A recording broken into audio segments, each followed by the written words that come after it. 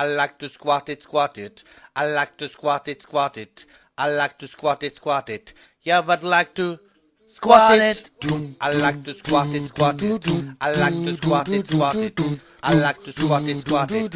You ever like to squat it? I like to squat it, squat it. I like to squat it, squat it. I like to squat it, squat it. You ever like to squat it? I like to squat it, squat it. I like to squat it, squat it. A common issue among new squatters is pain in the back when squatting from the bar. A lot of new trainees will try to wrap the bar in a towel. Sometimes they'll find Velcro padding that they'll be able to put on the bar that will help alleviate some of that discomfort. Usually the issue is bar placement, and it's not usually an issue of having enough muscle in the back.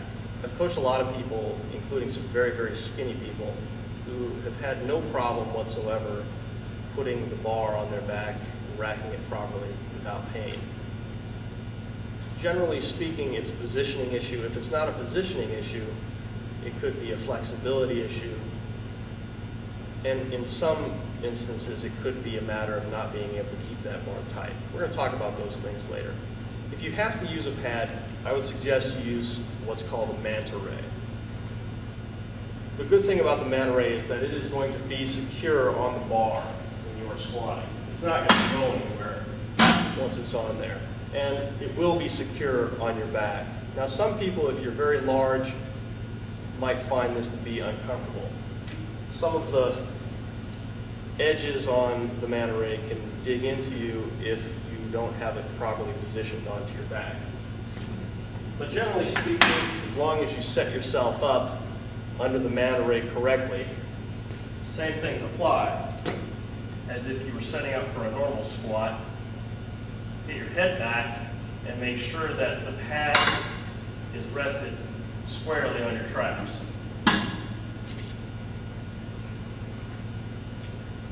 Now, with the padding of any sort on a bar when you're doing back squats, you have to be careful that the squatter recognizes that the bar's center of gravity is going to be then placed higher on their back.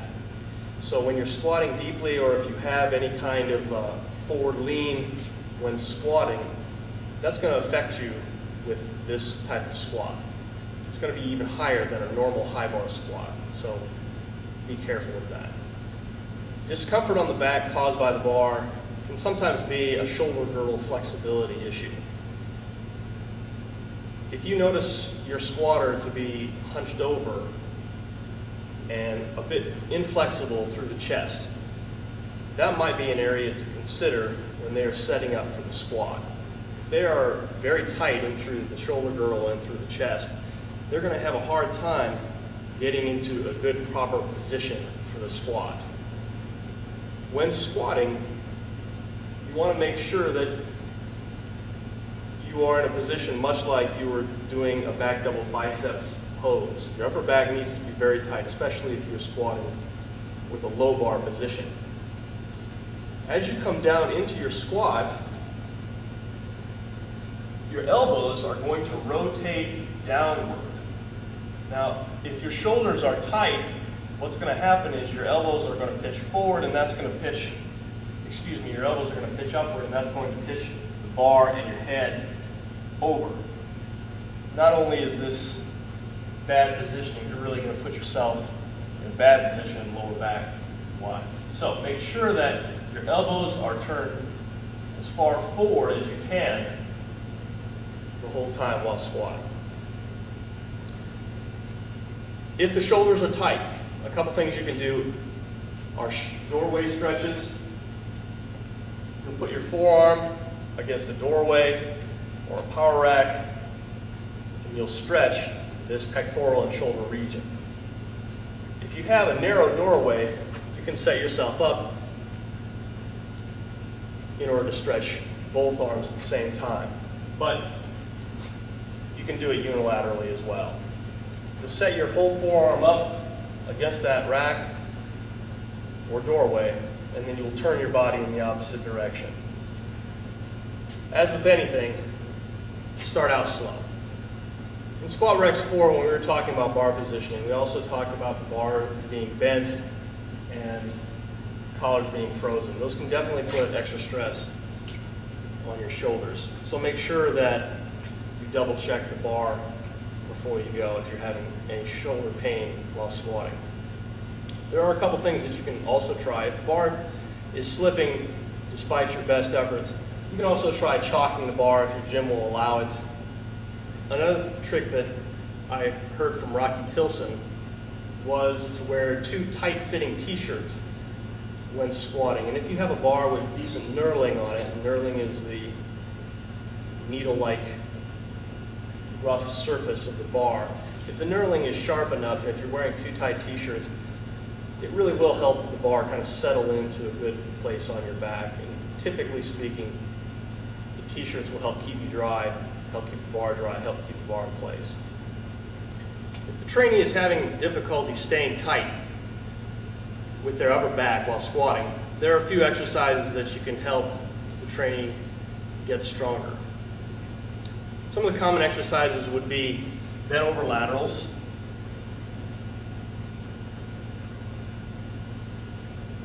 another good exercise for strengthening the upper back are bent over barbell rows.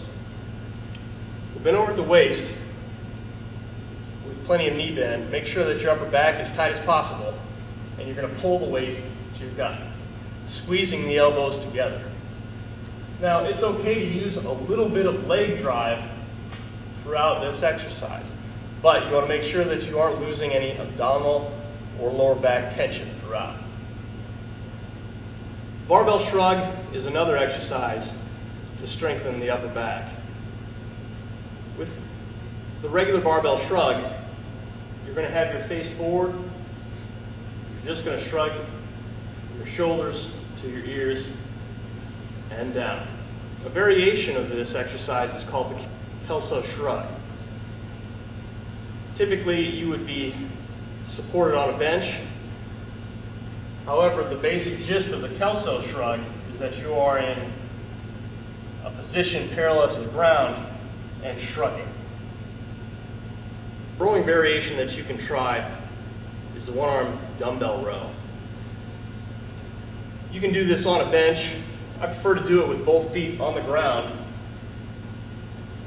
You're going to stagger your feet, and you're going to pull the weight to your gut. Now notice that the dumbbell travels from below my shoulder to my gut. Now, a couple things you'll want to keep in mind when doing a one-arm dumbbell row. You don't want your shoulder and your lat to go lax at the bottom of the row. You want to make sure that you are keeping that shoulder in tight and tense throughout the movement. If you allow your shoulder to go too loose at the bottom, you're going to be putting a lot more stress on that shoulder. So keep that shoulder in tight, keep that lat flexed, and pull it to your gut. A breakdown in squat form can generally be attributed to 4 or 5 things, depending on how you're counting them. The most common form breakdown cause is just simply that the squatter has not learned proper form yet. And usually proper cues and a little bit of coaching will get them on their way. A second common cause of form breakdown in the squat is fatigue, both within the workout and among workouts. If recovery is poor, you can expect to see a breakdown in form. A third reason are muscular imbalances. Now when I say imbalances, I can mean mobility, I can mean flexibility or strength. All of those things are interconnected. If you have muscular imbalances, you need to address those, either with unilateral work or some kind of flexibility program. The last common cause of form breakdown with the squat are injuries or detraining and coming back too quickly from those injuries or detraining. If you're having form issues, you really need to deal with those underlying causes. Work on your form, but at the same time address those weaknesses, target them, hit them hard, but allow for enough recovery. Hopefully you'll see some improvement in your squatting soon.